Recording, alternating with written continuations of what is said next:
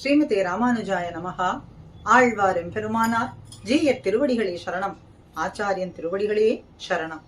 மன்னிய சீர் மாறன் கலை உணவாக பெற்றோம், மதுர கவி சொல்படியே நிலையாக பெற்றோம் என்று பெரிய ஷீயர் அழகான பாசுரத்திலே நமக்கு காட்டி கொடுக்கிறார். மதுர கவி சொல், மதுர கவியுடைய சொல் என்னது? வேறொன்னும் நான் அறியேன் வேதம் தமிழ் செய்த மாறன். 1000 பாசுரங்கள் மறைக்கு ஒப்பாக இருக்கக்கூடியது. திராவிட வேத சாகரம்னு சொல்லக்கூடியதான திருவாய்மொழியை என் நெஞ்சினுள்ளே இருக்கும்படிக்கு அருளை நல்கினான்.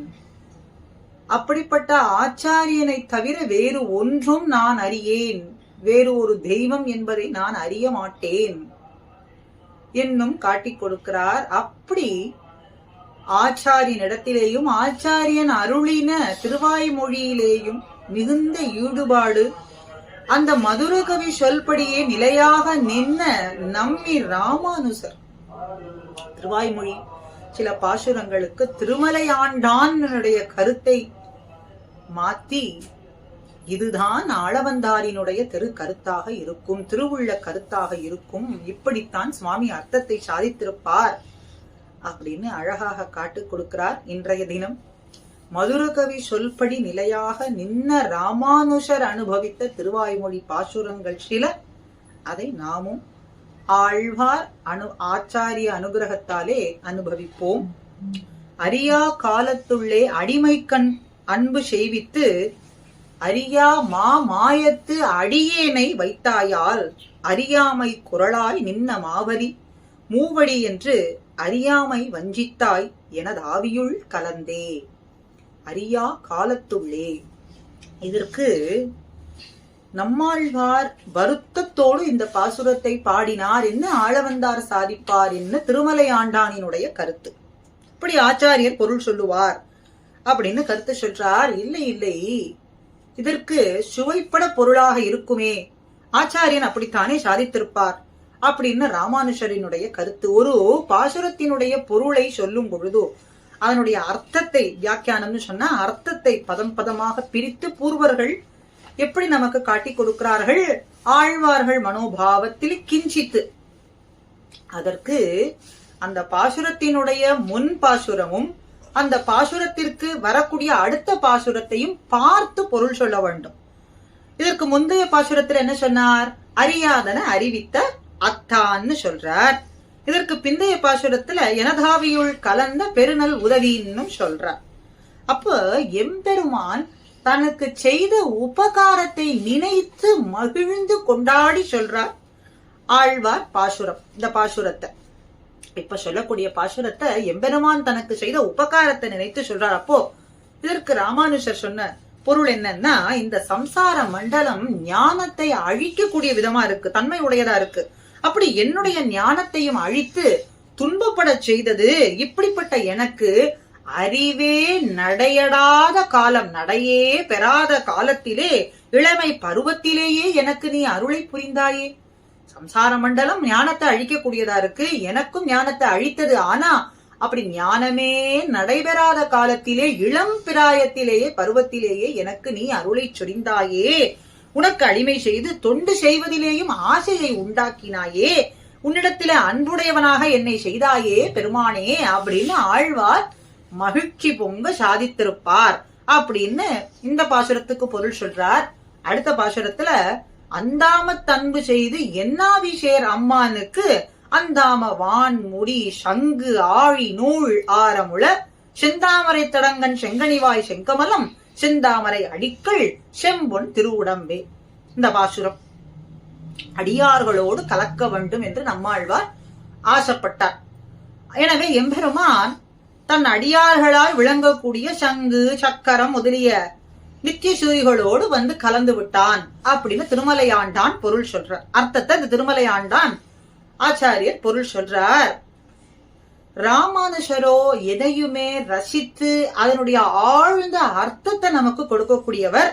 அவர் சொல்றார், இந்த பாசுரத்துல அந்தாமம் வான் முடி சங்கு ஆழிநூல் ஆரமுளன்னு ஆழ்வார் பாடி இருக்காரே, அழகியதான மாலை ஒளி வீசக்கூடியதான திருமுடி, திருவபிஷேகம், ஆழி நூல் ஆரம் என்ன இதற்கு அர்த்தம். அப்போ எம்பெருமான் ஆழ்வாரோடு கலப்பதற்கு முன்பு எம்பெருமானுடைய ஆபரணங்களும் ஆயுதங்களும் ஒளி இழந்திருந்ததாம், ஒளியே இல்லாமல் இருந்ததாம், மிகவும் வாடி இருந்ததாம். இப்ப ஆழ்வாரோடு கலந்த பின்பு எல்லாம் அத்தனையுமே ஒளி வீச தொடங்கியதாம்.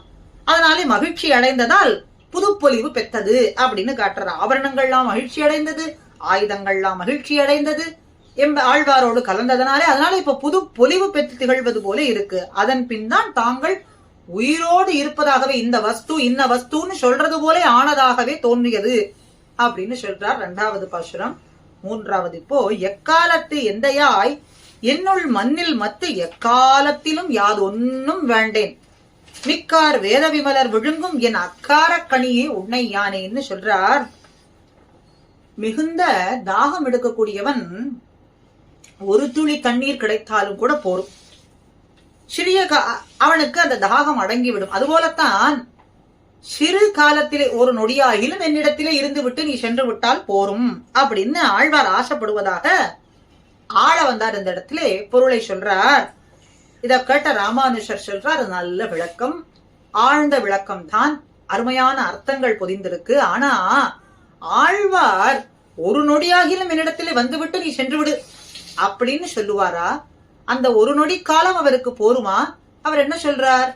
எப்பொழுதும் என்னிடத்திலேயே இருக்க வேண்டும் என்றுதானே சொல்றார், ஆசைப்படுறார். எல்லா காலத்திலேயும் நீ என்னோடு கலந்திருக்க வேண்டும் தானே ஆசைப்படுறார்.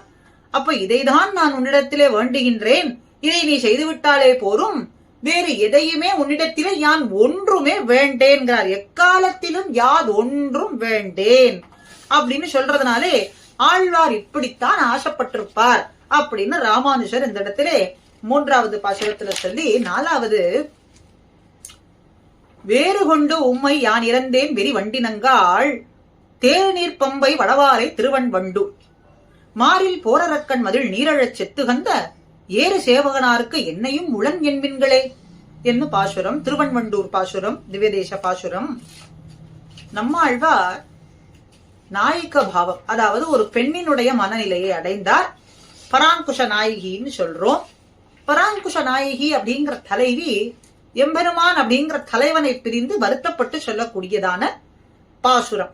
எம்பெருமான் என்னை தேடி வரவில்லையே அப்படின்னு வருத்தம் அடைந்தவளா சொல்றாள். ஆனால் அவனை பிரிந்து நான் இன்னும் உயிரோடு இருக்கேனே, இது எப்படி சாத்தியமா இருக்கு? நான் உயிரோடு இருக்கேன் என்பதையும் அவனிடத்திலே சொல்லுங்கோள், அவன் என்னை கை கொள்ள வேண்டும் என்று சொல்லுங்கோள்னு வண்டுகளை தூது விட்டு சொல்லக்கூடியதான பாசுரமா அமைந்திருக்குன்னு இது ஆள வந்தார் என்ன ஆச்சாரியர் சொல்லுவார் அப்படின்னு திருமாலை ஆண்டான் இந்த இடத்துல பொருளை சொல்றாராம். இப்படி நான் இன்னும் உயிரோடு இருக்கிறேன் அவனிடத்துல சொல்லுங்கோள் அப்படின்னு. இதுக்கு குறுந்தொகையிலே ஒரு பாடல், உள்ளார் கொல்லோ தோழி உள்ளியும் வாரார் கொல்லோ அப்படின்னு. தலைவனும் தலைவியும் பிரிந்தார்கள்.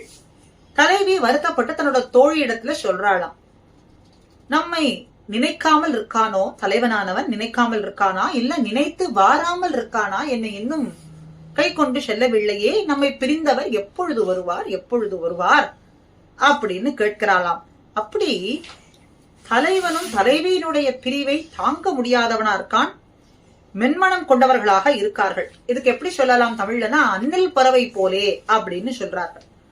அப்படி இந்த இடத்துல தலைவன் எம்பெருமான், தலைவி பராங்குஷ நாயகி, தலைவி தூது விடுகிறாள், வண்ட தூது விடுகிறாள்.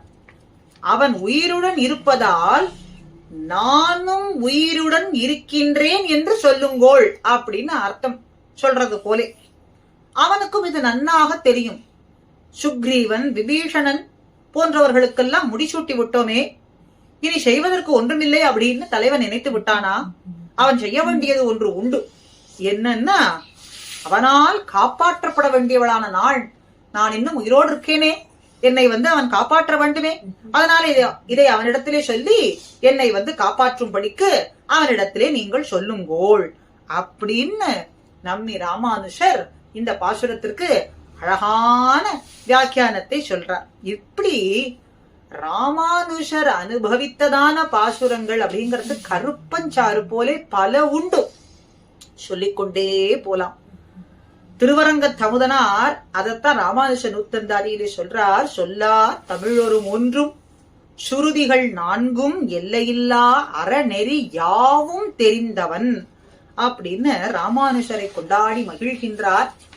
ராமானுஷர் அருளிய இந்த அர்த்தங்கள், ஆழ்ந்த அர்த்தங்கள் மதுர கவி சொல்படியே நிலையாக நிற்பதற்கு நாமும் முயற்சி செய்ய வேண்டும் என்று சொல்றது போலே அர்த்தமாக நாம் எடுத்துக்கொள்ளலாம்.